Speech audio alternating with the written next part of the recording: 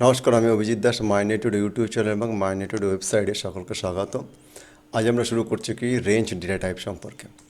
তো পাইথনের রেঞ্জ হলো একটি সিকোয়েন্স ডেটা টাইপ যা নির্দিষ্ট একটি পরিসরের মধ্যে সংখ্যার ধারাবাহিক ক্রম তৈরি করতে ব্যবহৃত হয়। অর্থাৎ কি আমরা যদি কোনো একটা সংখ্যার ধারাবাহিক নির্দিষ্ট ক্রম তৈরি করতে চাই, তাহলে সেখানে আমাদের কি রেঞ্জ ডেটা টাইপ ব্যবহার করা হয়। এটা ডেটা টাইপ না, এটা একটা নির্দিষ্ট ক্রম তৈরি করতে ব্যবহার করা হয়। তো এর বৈশিষ্ট্যকে কী বলছে, এটি সংখ্যার ক্রম তৈরি করে, মানে নির্দিষ্ট কোনো সংখ্যার, কিন্তু টেক্সটের নাই, এখানে সংখ্যার ক্রম তৈরি করছে বা কোনো নির্দিষ্ট ইন্ডেক্স অনুযায়ী এটাকে কাজ করে। সাধারণত ফর লুপের সাথে এটা ব্যবহার করা হয়। রেঞ্জ নিজে সব সংখ্যা মেমোরিতে সংরক্ষণ করে না, অর্থাৎ কি রেঞ্জ নিজে মেমোরিতে কোনো তথ্য সংরক্ষণ করে না, ইন্ডেক্স ব্যবহার করে মান পাওয়া যায়। আমরা রেঞ্জ ব্যবহার করে কোনো ইন্ডেক্স নম্বর ব্যবহার করে আমরা কোনো মান পেতে পারি, বা কোনো নির্দিষ্ট কোনো মানকে আমরা পরপর আমরা প্রিন্ট করাতে পারি, কিন্তু এটা মেমোরিতে স্টোর করে না, এটা কোনো ভেরিয়েবল না, এটা কোনো একটা সিকোয়েন্স তৈরি করার জন্য এটাকে ইউজ করা হয় রেঞ্জ। তো ইন্ডেক্স ব্যবহার করে মান পাওয়া যায়, এবং এটি ইমিউটেবল, অর্থাৎ কি আমি যে রেঞ্জ তৈরি করব সেই রেঞ্জের মধ্যে আমি কোনো পরিবর্তন করা যাবে না। তো এটাকে বলা হচ্ছে রেঞ্জ। তো রেঞ্জের ইন্ডেক্স কেমন? তা রেঞ্জে সাধারণত কি এর মধ্যে তিনটে সংখ্যা থাকে। একটা থাকে হলো স্টার্ট, মানে তুমি কোথা থেকে শুরু করছো, কোথায় গিয়ে থামবে, এবং কি স্টেপ, মানে কোনো ধাপে আমি মনে করে 1 থেকে 100 দিলাম, এবং আমি যদি আবার বললাম যে আমি 1 2 মানে 1 3 5 7 করো, তাহলে 2 স্টেপ ধাপে, মানে 1 থেকে শুরু করো, 2 স্টেপ চেঞ্জ করার পরে তারপরে প্রিন্ট করো। তো সেইভাবে আমি এখানে 1 দিব, 1 থেকে 101 দিব, এবং স্টেপ 2, অর্থাৎ আমাকে 2 ধাপ বেরিয়ে যাবে। তো আমাদের 1 আছে, 2 বাদে 3, এইভাবে আমাদের প্রিন্ট হবে।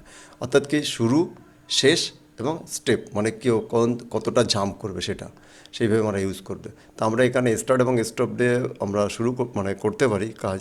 আমরা স্টেপ না দিলেও চলবে, কিন্তু স্টেপ বাই ডিফল্ট দিতে হয় না, কিন্তু আমাদের বাই ডিফল্টকে স্টার্ট এবং স্টপ দিতে হয়।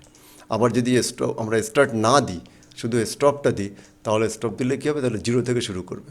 আর স্টার্ট দিলে আমাদের কী করতে হবে, আমরা যে নির্দিষ্ট জায়গা থেকে শুরু করতে পারি। তাহলে আমাদের রেঞ্জে কী হলো, রেঞ্জে 3টে সংখ্যা থাকবে, স্টার্ট, স্টপ অ্যান্ড স্টেপ। কিন্তু আমাদের সব থেকে জরুরি কি, আমাকে স্টপটা দিতে হবে, কোথায় গিয়ে থামবে সেটা আমাকে দিতে হবে। আমি যদি সেটা দিই, কম্পিউটার নিজে থেকে বুঝে নেবে 0 থেকে শুরু করে আমাকে সেখানে গিয়ে থামতে হবে। আর আমি যদি স্টার্ট সংখ্যাটি দিয়ে দিই, তাহলে কোথা থেকে শুরু করে কোথায় শেষ হবে সেটা আমাদের নির্দিষ্ট হবে। তা আর কোনটা হলো যে আরেকটা স্টেপ, আমাদের কি কত সংখ্যা জাম্প করে যাবে সেই ক্ষেত্রে।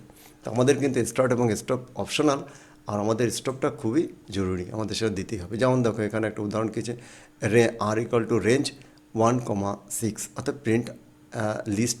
তো আমি যদি এটা দিই, আমাদের পরপর 1 থেকে 6 প্রিন্ট হবে। তো যেমন দেখো আমি তোমাদের প্র্যাকটিক্যাল করে দেখাচ্ছি। দেখো এখানে আমরা কি দিলাম, এখানে আমরা রেঞ্জ 1,6 দিলাম, প্রিন্ট লিস্ট আর, এখানে আর যেটা আছে সেটাকে আমাদের এখানে প্রিন্ট করে দেবে। তা আমি যখন এটাকে রান করাবো, দেখো কন্ট্রোল এন্টার প্রেস করলে রান হবে। দেখো এখানে 1 2 3 4 5 এখানে দেখাবে। এটা অবশ্যই খেয়াল রাখবে যে আমরা যে সংখ্যাটা দিব তার থেকে কিন্তু 1 কম প্রিন্ট করে। এখানে আমাদের 1 থেকে শুরু করে আমাদের যেটা লাস্ট যে সংখ্যা যেখানে স্টপ বলবো তার থেকে একটা কম প্রিন্ট করবে। তো এইভাবে আমাদের কী কাজ করে, আমাদের রেঞ্জ ডেটাটাকে আমাদের কাজ করে। তো দেখো এখানে কি আউটপুটে কোনো রেঞ্জের ব্যবহার, লুপ কোথায় কোথায় ব্যবহার করা হয়, লুপের নির্দিষ্ট সংখ্যক বার কাজ করতে এবং সংখ্যার সিরিজ তৈরি করতে আমাদের এই রেঞ্জ ডেটা টাইপ তৈরি করা হয়। তো রেঞ্জ ডেটা টাইপ হলো এমন একটি ডেটা টাইপ যা সংখ্যার একটি ধারাবাহিক ক্রম তৈরি করে, এবং বিশেষ করে লুপে এটা ব্যবহারের জন্য এটা ব্যবহার করা হয়। তো এটা হলো আমাদের রেঞ্জ ডেটা টাইপ। আমাদের পরবর্তী ডেটা টাইপ আমরা সেট ডেটা টাইপ সম্পর্কে পড়বো। থ্যাংক ইউ তোমাদের সকলকে।